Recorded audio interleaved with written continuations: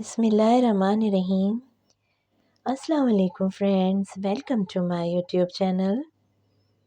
پیش خدمت ہے اردو ناول جنت کے پتے، ایپیسوڈ نمبر 28۔ فیول والو میں کچھ پھنس گیا ہے، ابھی صاف ہو جائے گا۔ اس کی آواز مدھم مدھم سی حیا تک پہنچی تھی۔ ثنا بہت حیرت، بہت متاثر سی اس کے ساتھ کھڑی اس کو کام کرتے دیکھ رہی تھی، جو بالکل کسی ماہر میکینک کے انداز میں بہت مہارت سے تاریں ادھر ادھر کر رہا تھا۔ چونکہ ہر سو اندھیرا تھا اور روشنی صرف برآمدے میں تھی، سو برآمدے کا منظر سارے منظر پہ چھانے لگا۔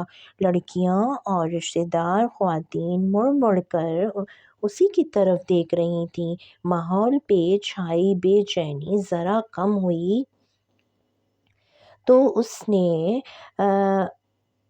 کور واپس ڈالا۔ اس کے ہاتھوں پہ کالک لگ گئی تھی۔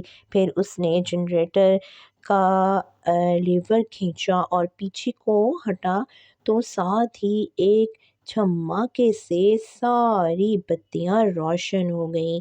اتنی تیز روشنی سے حیا کی آنکھیں لمحے بھر کو چندیائیں۔ اس نے بے اختیار انہیں بند کر کے دھیرے دھیرے سے کھولا۔ ثنا خوشی سے کچھ کہتے ہوئے چیزیں اٹھا رہی تھی، وہ ہاتھ جھاڑتے ہوئے اٹھ رہا تھا۔ ثنا نے اس کے ہاتھوں کی طرف اشارہ کر کے کچھ کہا تو وہ اسی سنجیدگی سے سر ہلا کر اندر چلا گیا۔ ثنا بھاگ کر اس کے پیچھے گئی۔ سلیمان صاحب جو قدرے اسے دیکھ رہے تھے، ذرا سنبھل کر واپس مڑ گئے۔ وہ متاثر ہوئے تھے اور وہ اس تاثر کو چھپانے کی ناکام کوشش کر رہے تھے۔ حیا مسکراہٹ دبائے واپس سیدھی ہو کر بیٹھ گئی۔ جس شخص نے اندھیروں میں روشنیاں بکھیری تھیں، اس سے سبھی متاثر تھے۔ البتہ وہ جانتی تھی کہ ابا نے کبھی یہ توقع نہیں کی ہوگی کہ جہان یوں زمین پہ بیٹھ کر جنریٹر کھولنے لگ جائے گا۔ اس کے دل میں ایک بے پایا سا فخر جاگا۔ اس کی اور یقیناً ثنا کی بھی خود ساختہ سی خفگی اب کہیں نہیں تھی۔ مہمانوں کے لیے ریفریشمنٹ تھی اور ان کی جانے کے بعد گھر والوں کے لیے کھانے کا انتظام تھا۔ جب مہمان چلے گئے اور صرف وہی اپنے لوگ رہ گئے تو لان میں خواتین کا کھانا لگا دیا گیا، جبکہ مردوں کا انتظام اندر تھا۔ مرد حضرات اور لڑکے وغیرہ اٹھ کر اندر چلے گئے تھے۔ لان اب خالی خالی سا ہو گیا تھا۔ وہ پانچوں کزنز اس وقت اسٹیج پہ جھولے کے ساتھ رکھی کرسیوں پہ آ بیٹھی تھیں۔ مہوش تھوڑی دیر بیٹھی، پھر میں اب آرام کروں گی کہہ کر نزاکت سے اپنا فراک سنبھالے اٹھ کر اندر چلی گئی۔ جہان بھائی تو بڑے کمال کے ہیں۔ ثنا اپنی ہیلز اتار کر دیکھتے پیروں کو ہاتھ سے سلا رہی تھی۔ میں نے تو ان سے کہہ بھی دیا کہ جہان بھائی میں نے آپ کو پاس کر دیا۔ پہلے تو حیران ہوئے، پھر ہنس پڑے۔ سچ ہے آپی، آپ کے فیانسی ہیں بڑے اسمارٹ۔ اچھا، وہ پھیکا سا مسکرا دی۔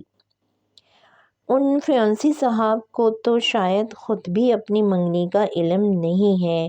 سلوک دیکھا ہے ان کا حیا کے ساتھ؟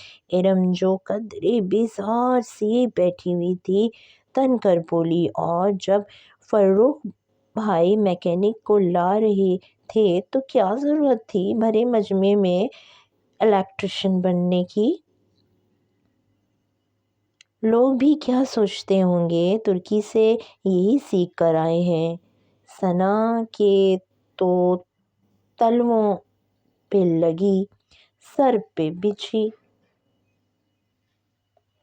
ارم آپی بات سنیں، समी भाई को इलेक्ट्रिशियन लाने में पौना घंटा तो लग ही जाना था ना, जबकि जहान भाई ने 6-7 मिनट में सारा मसला हल कर दिया। और इमेज की क्या बात है, लोग तो इम्प्रेस ही हुए हुए हैं ना। हाँ हाँ, बहुत इम्प्रेस हुए होंगे कि हाँ, हमारा टर्किश कज़न बावर्ची होने के साथ साथ मैकेनिक भी है। इरम बड़े मज़ाहिया अंदाज में हंसकर उठ गई। सना ने गुस्से भरी निगाहों से गर्दन मोड़कर उसे जाते देखा। इरम आपी भी ना हर वक्त मिर्चें ही चबाई रहती हैं। अच्छा, जाने दो, उसकी तो आदत है। तुम मुझे आज की पिक्चर्स दिखाओ, उसके बाद खाना खाएंगे, उसने कहा। सना सर हिलाती उठ खड़ी हुई। वो दोनों साथ साथ चलती अंदर आ गई थीं। लाउंज सारे मर्द हजरात बैठे हुए थे, जहान भी उधर ही था। एक सिंगल सोफे पे बैठा वो गौर से दावर भाई की बातें सुन रहा था, जो वो अपने मखसूस अंदाज में आवाज़ बुलंद कह रहे थे। वो दोनों तेज तेज चलती लाउंज के सिरे पे बने दरवाजे तक आई। वो बाहर खड़ी रह गई, जबकि सना ने धीरे से दरवाज़ा खोलकर अंदर झांका। वो महविश का कमरा था, जिसके अंदर सना का कैमरा रखा हुआ था। नाइट बल्ब की मध्यम रोशनी में बेड पे लेटी, आंखों पे बाजू रखे महविश नजर आ रही थी। सना बेकदमों अंदर आ गई और ड्रेसिंग टेबल से कैमरा उठाया। आहट पे महविश ने बाजू हटाया। क्या है सना, सोने दो ना मुझे, वो तंग आकर बोली।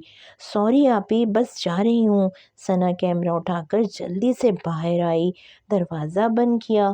एक तो महविश आपी भी ना, वो ज़रा खफकी से कहती उसके साथ किचन की जानिब बढ़ गई। एक दफ़ा फिर लाउंज से गुजरकर दोनों किचन में आई थीं, और हया जानती थी कि वो बिना मेकअप के भी इतनी ही खूबसूरत लग रही थी कि उसके बहुत से कज़न्स ने निगाहों का ज़ाविया मोड़ कर उसे देखा ज़रूर था। अलबत्ता वो जिसके देखने से फ़र्क पड़ता था, वैसे ही दावर भाई की जानिब मुतवज्जा था। वो दोनों अब किचन में काउंटर के साथ टेक लगाए खड़ी सना का हाथ में पकड़ी कैमरे की चमकती स्क्रीन पे गुजरती तस्वीर देख रही थी, जिन्हें सना अंगूठे से बटन दबाते आगे आगे करती जा रही थी। तभी धाड़ से दरवाज़ा खुलकर बंद होने की आवाज़ आई। उन दोनों ने चौंक कर सर उठाया। दावर भाई, ये क्या तमाशा है? वो जब खोकर चिल्लाने वाली महविश थी। लम्हे भर को तो वो दोनों साकित ही रह गईं, फिर एकदम से दौड़कर चौखट तक आईं। लाउंज में जैसे सबको सांप ही सूंघ गया था। सब महविश को देख रहे थे, जो अपने कमरे के दरवाजे के आगे कमर पे हाथ रखे चिल्ला रही थी। ये कौन सी जगह है तकरीरें करने की? किसी को मेरा एहसास ही नहीं है कि मैंने आराम भी करना है। कल सारा दिन मेरा पार्लर में गुजरेगा, मगर आप तो मेरे सर पे चीख रहे हैं। आपको आहिस्ता बोलना नहीं आता? हद हो गई। वो पैर पटक कर वापस मुड़ी और अपने पीछे उसी धाड़ से दरवाज़ा बंद किया। लाउंज में एकदम से मौत का सा सन्नाटा छाया हुआ था। सबको ऐसा झटका लगा था कि बयान से बाहर था। फिर एकदम से जान उठा। दावर, फर्रुख, मुझे घर ड्रॉप कर दोगे, या मैं तुम में से किसी की कार ले जाऊं? वो तने हुए नकूश के साथ बहुत मुश्किल से पूछ रहा था। उसके सवाल पे सुलेमान साहब, ताया फुरकान और उनके तीनों बेटे एक झटके से उठे। वो जवाब सुनने के लिए नहीं रुका। तेजी से बैरूनी दरवाजे की जानिब बढ़ गया था। वो सब उसके میت میں باہر نکل گئے۔ ذرا پریشان سے زاہد چچا اور رضا بھی ان کے پیچھے لپکے۔ مہوش آپی آئے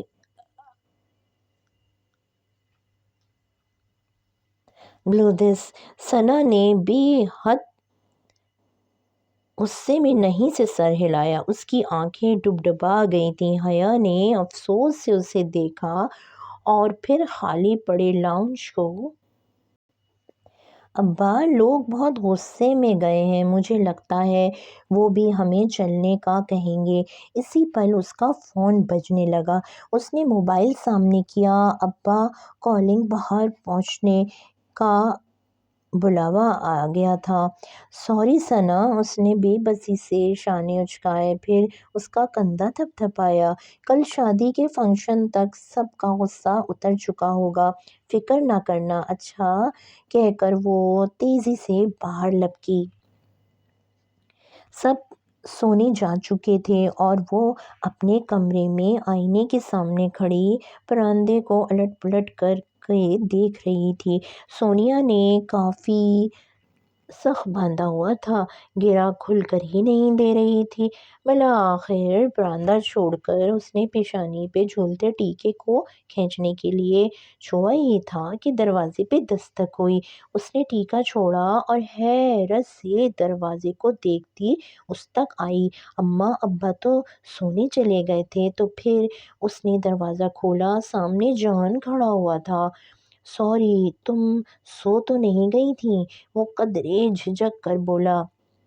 سیاہ ٹراؤزرز کے اوپر آدھی آستین والی سفید ٹی شرٹ پہنے وہ وہی ترکی والا جہان لگ رہا تھا۔ نہیں، تم بتاؤ، خیریت؟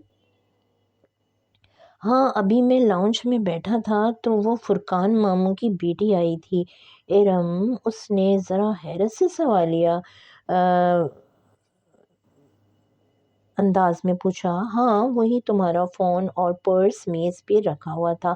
اس نے فون اٹھا کر مجھ سے کہا کہ اسے ایک کال کرنی ہے، ابھی 5 منٹ میں فون لا دے گی، مگر اب اس نے کلائی پہ بندھی گھڑی دیکھی۔ اب میں 20 منٹ ہونے کو آئے ہیں مگر وہ واپس نہیں آئی۔ میں نے سوچا تمہیں بتا دوں۔ اف، تم نے اسے میرا فون کیوں لے جانے دیا؟ جواباً جہان نے بے چارگی سے شانے اچکائے۔ اس نے مجھ سے اجازت نہیں مانگی تھی اور میں اسے کیسے روک سکتا تھا؟ مجھے تو فرقان ماموں کی فیملی سے ویسے ہی بہت ڈر لگتا ہے۔ کیوں؟ وہ چونکی۔ کیونکہ وہ سرخ مرچ کا استعمال بہت زیادہ ہی کرتے ہیں۔ وہ گہری سانس لے کر بولا۔ تو وہ بے اختیار ہنس دی، اور یہ ترکی سے آنے کے بعد پہلی دفعہ تھا جب وہ یوں پورے دل سے ہنسی تھی۔ سرخ مرچ کا استعمال ہمیں بھی آتا ہے، تم ادھر ہی ٹھہرو، میں ذرا ارم سے فون لے کر آتی ہوں۔ اور آج تو ویسے ہی ارم کی طرف سے اس کی بہت سی حساب اکٹھے ہو گئے ہیں۔ اچھا، میں انتظار کر رہا ہوں، وہ مسکرا کر کہتا صوفے پہ بیٹھ گیا اور وہ باہر چلی آئی۔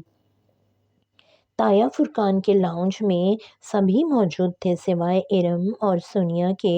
تایا بہت پرملال انداز سے نفی میں سر ہلاتے کچھ کہہ رہے تھے، شاید آج والے واقعے کا تذکرہ۔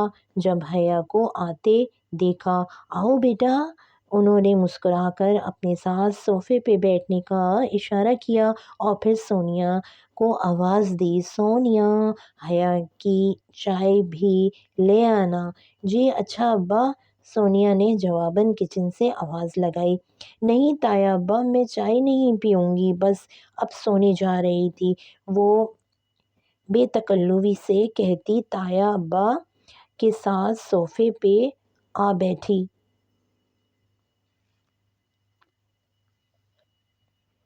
ان کی گھریلو سیاستیں اور وقتی تیکھی باتیں ایک طرف، تایا فرقان اس سے پیار بھی بہت کرتے تھے، اور آج مہوش کی بدتمیزی پہ جہان دکھی تھے، دونوں ہی دکھی تھے۔ وہاں انہیں حیا کی قدر بھی آئی تھی۔ ابا سو گئے تمہارے؟ جی، کب کے میں بس ذرا ارم سے فون لینے آئی تھی۔ فون کیوں؟ تایا ابا بری طرح چونکے، سائمہ تائی بھی ٹھٹک کر اسے دیکھنے لگیں۔ ارم کو کوئی کال کرنی تھی تو وہ میرا فون لے کر گئی تھی، مگر ابھی مجھے اپنی فرینڈ کو میسج کرنا ہے، سوچا فون لے لوں، وہ بہت سادگی سے کہہ رہی تھی۔